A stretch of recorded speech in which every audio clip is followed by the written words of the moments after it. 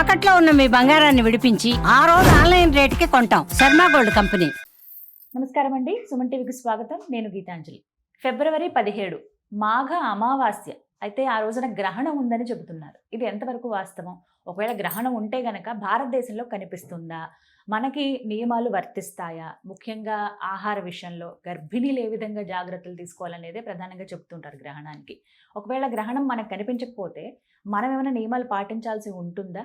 లేకపోతే మాఘ అమావాస్యను అసలు ఎలా మనం జరుపుకోవాలి? ఆ రోజు విశేషం ఏంటి తెలుసుకుందాం. వివరించేందుకు ప్రస్తుతం మనతో పాటు ఉన్నారు ప్రముఖ జ్యోతిష్యులు బ్రహ్మశ్రీ నందిపట్ల శ్రీహరి శర్మ గురువు గారు. వారు సంకల్ప మందిర నిర్వాహకులు. వారితో మాట్లాడదాం. గురుగారు నమస్కారం అండి.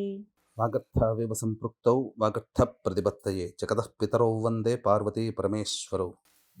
ఆదిత్యాయ చ సోమాయ మంగళాయ బుధాయ చ గురుశుక్రశనిభ్యశ్చ రాహవే కేతవే నమః. శృంగేరి జగద్గురు పీఠాధిపతులకి, కంచి పీఠాధిపతులకి నమస్కారములు తెలియచేసుకుంటూ కార్యక్రమాన్ని ప్రారంభిద్దాం.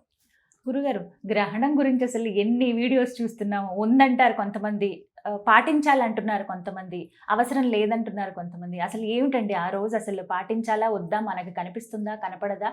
సూర్యగ్రహణ విశేషాలు. 17వ తారీఖు రోజున సూర్యగ్రహణం ఏర్పడుతుంది. ఇది ప్రపంచవ్యాప్తంగా వీక్షించేటువంటి సుమన్ టీవీ ప్రేక్షకులు ఇక్కడ గమనించాల్సింది, ఏ దేశంలో కనపడితే, ఏ ప్రాంతంలో కనపడితే ఆ ప్రాంత ప్రజలు ఆ యొక్క గ్రహణ సంబంధమైనటువంటి ఆచారాలు నియమాలు పాటించాలి. మన భారతదేశంలో కనబడదు కాబట్టి ఆచార నియమాలు అంటే గర్భవతులు చూడకపోవడం, బయట తిరగకపోవడం, అలాగే పట్టు విడుపు స్నానాలు, దేవాలయాలు ప్రాంగణాలు మూసివేయడము, ఇంట్లో పూజా మందిరం అంతా కూడా శుభ్రపరచుకోవడం, తర్వాత మళ్ళీ ఇల్లు కడుక్కోవడం, ఇవన్నీ ఆచార నియమాలు అంటారు. ఇవి ఏవి మనం పాటించాల్సిన ప్రభావం లేదు. కానీ ఈ గ్రహణ ప్రభావం మాత్రం ప్రపంచవ్యాప్తంగా అందరికీ ఉంటుంది. దీనికి అంటే చాలామందికి ఉండేటువంటిది ఎక్కడో అంటార్కిటికా సంబంధించిన ఖండంలో ఏర్పడుతుంది. మనకేంటి సంబంధం, ప్రభావం మన మీదకు ఉంటుందా అంటే, ఒక్కొక్క దేశానికి ఒక్కొక్క సూర్యుడు, ఒక్కొక్క చంద్రుడు ఉండడండి. విశ్వం మొత్తానికి ఒకే సూర్యుడు, ఒకే చంద్రుడు. కాబట్టి అటువంటి సూర్యచంద్రులకి గ్రహణ ప్రభావం అనేటువంటిది ఏర్పడుతున్నప్పుడు ఈ సూర్యచంద్రుల్ని ఆధారం చేసుకునే మానవ జీవన విధానం ఉంది. ఈ భూమి మీద సూర్యచంద్రుల్ని ఆధారం చేసుకునే మనకు చక్కగా పంటలు పండుతున్నాయి, ఔషధులు వస్తున్నాయి, మనం పనులు చేసుకుంటాం, ఆరోగ్యంగా ఉండగలుగుతున్నాం. భారతదేశానికి ఓ సూర్యుడు, అమెరికా ఒక సూర్యుడు, రష్యాకు ఓ సూర్యుడు, చంద్రులు ఉండరు. కాబట్టి మనం ఇంతకుముందు గమనించుకున్నట్లయితే మార్చి 19వ తారీఖు రోజున, ఉగాది ముందు రోజున అమావాస్య సూర్యగ్రహణం ఏర్పడింది. అలాగే శని మారాడు. షడ్గ్రహ కూటమి గత సంవత్సరం వచ్చింది. మన భారతదేశంలో కనిపించలేదు, కానీ ఆ రోజున కూడా ఇదే ప్రసార మాధ్యమంగా మనం తెలియచేయడం జరిగింది. ప్రభావం ఉంటుంది అని చెప్పి చాలామంది విమర్శించారు, హేళన చేశారు. ఇదంతా వాళ్ళ పైత్యం కోసం చెప్తున్నారు, గురువులే కాదు అని. కానీ విక్టిమ్ మన భారతదేశం అయింది. తదనంతర పరిణామాలు మనం చూసాము. ఏప్రిల్ 26వ తారీఖు రోజున సంబంధించి మనం అన్యాయంగా తీవ్రవాదులు 29 మందిని పొట్టను పెట్టుకున్నారు. కాబట్టి ఇది తీవ్రవాద దుశ్చర్య. ఒక రకంగా చెప్పాలంటే యుద్ధం లాంటిదే. అన్యాయమైన అమాయకులైన ప్రజల్ని పొట్టబెట్టుకున్నారు. ఇది మన భారతదేశంలోనే ఎందుకు జరగాలి? భారతదేశంలో అప్పటికి సూర్యగ్రహణం లేదే. కాబట్టి దీన్ని అర్థం చేసుకునైనా ఇకనైనా మారండి. నేను ఒకటే చెప్తున్నాను, కనిపించని గ్రహణానికి ఆచార నియమాలు పాటించాల్సిన పని లేదు. ఈ గ్రహణం ధనిష్ఠా నక్షత్రయుక్తంగా ఏర్పడుతుంది. రవి, చంద్ర, శుక్ర ప్రభావము, రాహువు తన సొంత నక్షత్రంలో ఉన్నాడు. పంచగ్రహ కూటమి ఏర్పడుతుంది. ఇది ఒక చిన్న శాంపిల్ లాంటిది మాత్రమే. 24 ఫిబ్రవరి రోజున అసలైన పంచగ్రహ కూటమి అనేటువంటిది కుంభరాశిలో ఏర్పడుతుంది. ఎందుకంటే చంద్రుడు 2 రోజుల నుండి వెళ్ళిపోయేవాడు. కానీ 24వ తారీఖు రోజున ఏర్పడేటువంటి పంచగ్రహ కూటమి ఎక్కువ రోజుల పాటు ఉంటుంది. ఖచ్చితముగా ఈ గ్రహణ తదనంతరం ప్రపంచవ్యాప్తముగా కొన్ని మార్పులు చేర్పులు అనేటివి చోటు చేసుకుంటాయి. ముఖ్యంగా స్త్రీ గ్రహమైనటువంటి శుక్రుని ఉన్నటువంటి నక్షత్రంలోని గ్రహణం ఏర్పడుతున్నటువంటి కారణం, అట్టి నక్షత్రాధిపతి అయినటువంటి కుజుడు వ్యయస్థాన గ్రహణం ఏర్పడుతున్నటువంటి రాశికి వ్యయస్థానంలో ఉచ్చస్థితి పొందినటువంటి కారణం చేత ఈ యొక్క గ్రహణ తదనంతరం 3 నెలల కాలం వరకు కూడా వివిధ దేశాల మధ్య యుద్ధ వాతావరణం అనేటువంటిది ఏర్పడుతుంది. విపరీతమైనటువంటి ఇబ్బందులు అనేటువంటివి ఉంటాయి. ముఖ్యంగా స్త్రీ జాతికి కొంత విఘాతం ఏర్పడుతుంది. దీనికి సూచనగానే గమనించుకున్నట్లయితే గత వారం 10 రోజుల నుంచి మనం ఎక్కువగా స్త్రీలే సూసైడ్ చేసుకుంటున్నారు. తాను కాకుండా తన పిల్లలతో సహా అనేక ప్రాంతాలలో జరుగుతున్నాయి. ఒక ప్రముఖమైనటువంటి స్త్రీ కూడా మరణించే అవకాశం ఉంటుంది. ఇలా చెప్పుకుంటూ పోతే యుద్ధ వాతావరణాలు, భూకంపాలు, ప్రకృతి ప్రకోపాలని మనం చవి చూడాల్సినటువంటి పరిస్థితి ఈ యొక్క సంబంధించినటువంటి సూర్యగ్రహణ తదనంతరం ఏర్పడుతుంది. కుంభరాశిలో ఏర్పడుతున్నటువంటి కారణం చేత మేషరాశి వారికి యోగము, కన్యా రాశి వారికి యోగము, ధనుస్సు రాశి వారికి యోగము, మిగిలినటువంటి వృషభ, మిథున, కర్కాటక, సింహ, తుల, వృశ్చిక, మకర, కుంభ, మీన రాశిలో జన్మించినటువంటి వారికి కొన్ని ఇబ్బందికర పరిస్థితులు తప్పవు. సింహరాశి వారికి సంబంధించి అష్టమ శని, అలాగే సప్తమ స్థానంలో గ్రహణం ఏర్పడుతుంది. ఇది ప్రభావం ఎక్కువగా ఉంటుంది. అలాగే మిథున రాశి వారికి నవమ స్థానంలో గ్రహణం, అలాగే దశమ స్థానంలో కంటక శని ప్రభావం ఎక్కువగా ఉంటుంది. అలాగే వృశ్చిక రాశి వారికి అర్ధాష్టమ స్థానంలో గ్రహణం, యోగ శని ప్రభావం ఉంటుంది. అలాగే ఈ సంబంధించినటువంటి అనేక రాశుల చాలా మటుకు ముఖ్యంగా కొన్ని ఈ రాశులకి చెప్పాం, మిగిలినటువంటి రాశులకి కూడా కొంత ఇబ్బందికర పరిస్థితులే. కావున సర్వే సర్వత్రా వృషభ, మిథున, కర్కాటక, సింహ, తుల, వృశ్చిక, మకర, కుంభ, మీన రాశిలో జన్మించినటువంటి వారికి ఈ యొక్క దోష ప్రభావం అనేటువంటిది సంపూర్ణముగా ఉంటుంది. కావున ఇటువంటి వాళ్ళు కొన్ని పరిహారాలు పాటించక తప్పదు.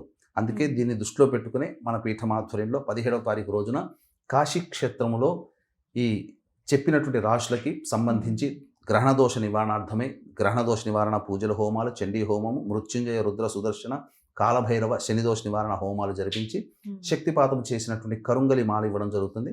మధ్యాహ్నం 1 గంట లోపల 17వ తారీఖు రోజున ఈ యొక్క కార్యక్రమంలో మీ గోత్రనామాలు నమోదు చేసుకోవచ్చు. ఇక ప్రధానంగా ఏం చెయ్యాలి? ఈ యొక్క గ్రహణం ఏర్పడుతున్నటువంటి సమయం మీరు గమనించుకున్నట్లయితే సౌత్ అమెరికాలో మనకి ఎక్కువగా కనబడుతుంది. కాబట్టి అమెరికా తదితర ప్రాంతాలు, Australia, New Zealand, UK, Russia, Britain, ఇలా అనేక, మలేషియా, సింగపూర్, ఇలా అనేక ఆసియా ఖండంలో జపాన్, ఇట్లాంటి అనేక ప్రాంతాల్లో మన తెలుగు వాళ్ళు ఉన్నారు. నాకు తెలిసి మన తెలుగు ప్రాంత ప్రజలు ఎక్కువగా ఉన్న ఏ దేశంలో కూడా ఈ గ్రహణ ప్రభావం లేదు. అంటార్కిటికా సంబంధించినటువంటి ఖండంలో, సౌత్ అమెరికాలో చెప్పబడినటువంటి దేశాలలో ఉన్నది. అందుకని మీకు గమనించుకుంటే సౌత్ అమెరికా ఉన్నటువంటి దేశాలలో వెనుజులా ఒకటి. కాబట్టి ఈ గ్రహణం 17వ తారీఖు నాడు ఏర్పడుతుంది. కాబట్టి ఒక 3 వారాల ముందరను ఆ యొక్క వెనుజులా అధ్యక్షుడిని బందీగా తీసుకోవడం, వెనుజులా అంతా కూడా అమెరికా కంట్రోల్లోకి వెళ్ళిపోయింది. వెనుజులా ఏం చెయ్యాలన్నా అమెరికా ఆర్డర్ చేస్తేనే వెనుజులా దేశం యొక్క భవిష్యత్ అనేది ఇప్పుడు అమెరికా చేతిలో ఉంది. మరి గ్రహణ ప్రభావం లేదని ఎలా అంటారు? ప్రేక్షకులు ఒక్కసారి ఆలోచించండి. సౌత్ అమెరికా ఉన్నటువంటి దేశాల్లో వెనుజులా కూడా ఒకటి, 12వ దేశము. ఈ వెనుజులా ప్రభావము, సూర్యగ్రహణ ప్రభావం వెనుజులా మీద ఎక్కువగా ఉంది. కాబట్టి బందీగా, బానిసగా ఇప్పుడు అమెరికా చేతిలో పడింది. గ్రహణ ప్రభావం వలన గ్రహణం ఏర్పడుతున్న దానికి ముందు మండలం రోజులు, తర్వాత 3 నెలలు దీని ప్రభావం ఖచ్చితంగా ఉంటుంది. కాబట్టి ఈ కనిపించినటువంటి గ్రహణానికి ఎక్కడ గర్భవతులు కానీ అలాగే ఎటువంటి ఆచార నియమాలు పాటించుకోవాల్సిన పని లేదని చెప్పాను. అయితే దీనికి ఉన్నటువంటి సమయం మాత్రం చాలా ప్రభావవంతమైంది. కాబట్టి అక్కడ అక్కడ ఏర్పడుతున్నటువంటి దేశాలలో ఉన్నటువంటి సమయానికి మన దేశానికి గనక మనం ట్రాన్స్ఫర్ చేసుకుంటే మధ్యాహ్నం 3 గంటల 24 నిమిషాల నుంచి 7 గంటల 47 లేదా 7 గంటల 54 నిమిషాల వరకు ఈ గ్రహణ కాలం అనేటువంటిది ఉంటుంది. కాబట్టి ఈ సమయం చాలా మహా ప్రభావవంతమైనటువంటి సమయం. కాబట్టి ఈ సమయంలో మీరు విష్ణు సహస్రనామము, లలితా సహస్రనామము, శివ సహస్రనామము, గౌరీ సహస్రనామం, లేదా మీ గురువుగారు ఏదైనా ఉపదేశం మంత్రం చేస్తే ఆ మంత్రాన్ని తదేకంగా ఆ రోజున మీరు చేయండి. పైగా మంగళవారము మాఘ అమావాస్య వచ్చింది. అలాగే చతుర్దశి కొన్ని పంచాంగాల ప్రకారం ఉదయానికి కూడా ఉన్నటువంటి కారణం చేత మీరు ఆ రోజున కూడా మంచి మంగళవారంతో కలిసి రావడం చాలా విశేషం. అమావాస్య, భౌమ అమావాస్య అని అంటారు. అలాగే ఆ రోజున పెద్దలకి పిండ ప్రదానం లేదా తర్పణాది కార్యక్రమాలు ఇవ్వండి, చాలా మంచిది. ఇక ఈ చెప్పినటువంటి 3 గంటల 24 నిమిషాల నుంచి 7 గంటల 47 నిమిషాల మధ్యకాలంలో ఇష్టదేవత ఆరాధన చేయండి. ప్రజా సంక్షేమము, దేశ సంక్షేమము, రాష్ట్ర సంక్షేమముని ఆలోచించేటువంటి వాళ్ళందరూ కూడా మానవతా దృక్పథంతో, మానవతా సంక్షేమ దృక్పథంతో కాలభైరవ అష్టకము, అలాగే దత్త అష్టకము వీలైనన్ని సార్లు ఆ సమయంలో మీకు సమయం ఉంటే చేయండి. ఇది మానవుడిగా, ఒక సిటిజన్గా మనవంతు కర్తవ్యంగా భావించాలి. ఎందుకంటే మన ప్రాంతంలో ఉత్పాతాలు జరగకుండా ఉండాలంటే ఆ ప్రాంతం అంతా కూడాను ఒక రకమైనటువంటి రక్షణ జోన్లో అనేటువంటి, ప్రొటెక్షన్ జోన్లో అనేటువంటిది ఉండాలి. కాబట్టి మనం చేసేటువంటిది వాలంటరీగా చేసేటువంటి పారాయణము అత్యంత శుభ ఫలితాన్ని ఇస్తుంది. ఇక ఈ సమయంలోనే మంగళవారం రోజున 3 గంటల నుంచి 4:30 గంటల వరకు కూడా రాహుకాలం అనేటువంటిది ఉంటుంది. కాబట్టి ఈ సమయంలో ఎవరైనా కానీ చాలా ప్రభావవంతమైనటువంటి సమయము. నరదృష్టి నరఘోష ప్రతి ఇంటికి ఉంటుంది, వ్యాపార స్థలానికి ఉంటుంది. కాబట్టి చక్కటి బూడిద గుమ్మడికాయని తీసుకుని వచ్చి చక్కగా అలంకరణ చేసి ఒక ఎర్రటి గుడ్డలో ఆ బూడిద గుమ్మడికాయ మరియు నల్ల జీడీలు, గవ్వలు, అలాగే గురువింద గింజలు, మిరపకాయలు, పటిక బెల్లము, అలాగే తోక మిరియాలు ఇలాంటివన్నీ కూడాను వేసి చక్కగా మూట కట్టి అప్పుడు ఇంటి గుమ్మానికి కానీ లేదా ఈ సంబంధించినటువంటి వ్యాపార స్థలానికి కనుక 3:24 నుంచి 4:30 లోపల మీరు ఆ 1 గంట కాలంలో మీరు పూజ చేసి కనుక కట్టినట్లయితే చాలా ప్రభావవంతమైనటువంటి నరదృష్టి నరఘోష సంపూర్ణముగా తొలగిపోతుంది. ఇంటికి వ్యాపార స్థలానికి పాజిటివ్ వైబ్రేషన్ అనేటువంటిది ఉంటుంది, నెగిటివ్ అనేటువంటిది పూర్తిగా వెళ్ళిపోతుందని చెప్పడంలో ఏమాత్రం సందేహం లేదు. కాబట్టి ఇటువంటి నియమాన్ని అందరూ వినియోగించుకోండి. శాస్త్రం ప్రకారం ఆచరిస్తూ విజ్ఞానముగా ఆలోచించి ఆ సమయాన్ని అందిపుచ్చుకొని మనకు దానికి ఉపయోగించుకునే విధంగా చేసుకోండి. అవకాశం ఉంటే కాశీ క్షేత్రంలో ఆ యొక్క గ్రహణం సందర్భంగా 17వ తారీఖు రోజున జరిగే పూజాది కార్యక్రమంలో మీ గోత్రనామాలు నమోదు చేసుకోవచ్చు. చక్కగా వివరించారు గురుగారు, ధన్యవాదాలండి.